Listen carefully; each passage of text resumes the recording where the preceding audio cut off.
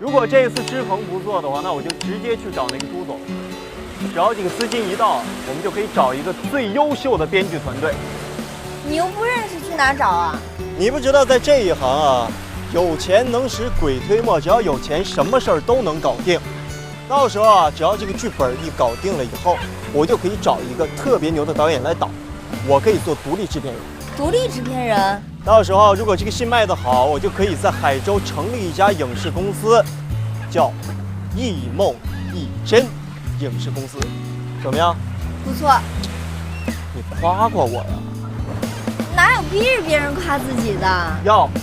啊，行行行，你太有才了，太棒了。到时候只要我的公司在海州立足以后，我们就将魔爪伸向全国。我要把全国那几家大公司全都给它吞并了。以后啊，咱一年也不多投，就投它10几20部戏。到时候我想演哪一部就演哪一部，想演哪一个角色我就演哪一个角色。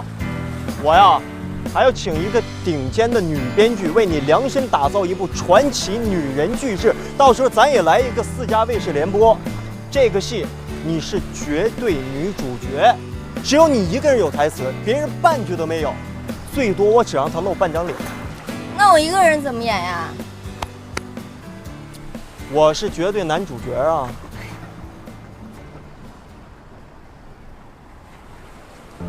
小姐，只要你称我做爱人，我便可以重新命名，从此再不叫 Romeo。那你为什么来到这儿？院墙这么高。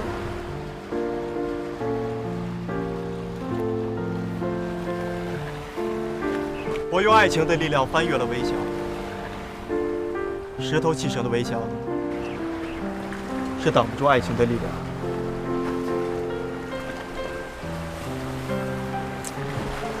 燕儿，你知道吗？我希望我们的生活像一首诗一样。面朝大海，春暖花开。我要让我们家妮儿永远绽放在最耀眼的地方。最耀眼的地方，花都晒蔫了。不会。